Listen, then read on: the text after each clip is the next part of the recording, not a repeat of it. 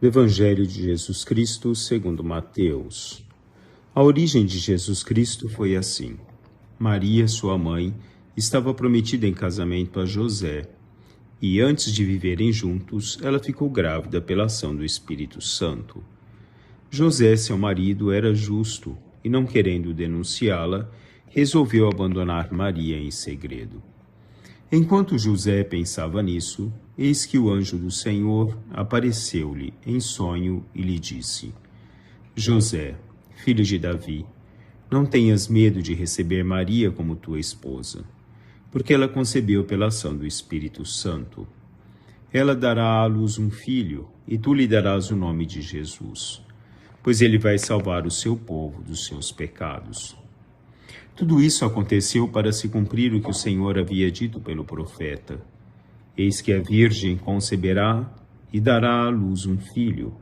Ele será chamado pelo nome de Emanuel, que significa Deus está conosco.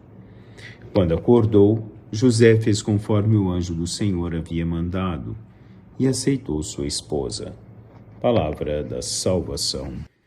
Deus escolheu fazer de José a sua imagem mais tangível na terra, o depositário de todos os direitos da sua paternidade divina, o marido daquela nobre virgem que é senhora dos anjos e dos homens.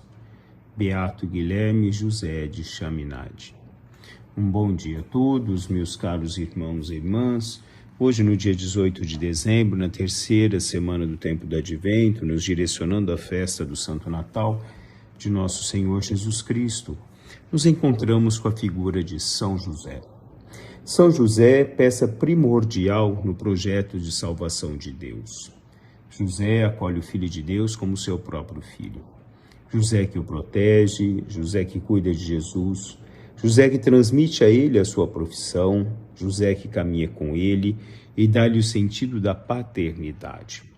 São Bernardo descrevia São José como: Deus permitiu-lhe ver e ouvir o que tantos reis e profetas, apesar dos seus desejos, não puderam ver nem ouvir. Melhor ainda, fez com que ele o educasse, o beijasse, o alimentasse e o protegesse. A graça que Deus concede a José, assim como Deus escolheu uma mulher que fosse digna de gerar o seu filho, Deus também escolheu um homem que fosse digno de acolher o seu filho como seu pai terreno, de beijá-lo, de alimentá-lo, de protegê-lo, de educá-lo no transcorrer da vida. O exemplo de São José é para todos nós um forte convite a desempenhar com fidelidade, simplicidade e humildade a tarefa que a providência nos destinou. Deus pediu a José que fosse o pai do filho dele na terra. Deus incumbiu José de ser o protetor dele na concepção terrena. E assim José o faz. Como o Papa Leão XIII escrevia, ele, entre todos, impõe-se pela sua sublime dignidade, dado que, por disposição divina, foi guardião e, na opinião dos homens, pai do Filho de Deus. Daí se seguia, portanto, que o Verbo de Deus fosse submisso a José, lhe obedecesse e lhe prestasse aquela honra e aquela reverência que os filhos devem aos próprios pais. O próprio Filho de Deus prestou honra a José, se colocou assim diante dele na obediência, ao ouvir o que José tinha ensinado, ao ouvir o que José tinha no dia a dia lhe mostrar como caminho e a presença do próprio Deus. José caminhou com Jesus em todos os momentos. Grande José de Santo Afonso, alegro-me que Deus vos tenha considerado digno de ocupar esse lugar eminente onde estabelece-o como Pai de Jesus. Vistes submeter-se à vossa autoridade, aquele cujas ordens o céu e a terra executam.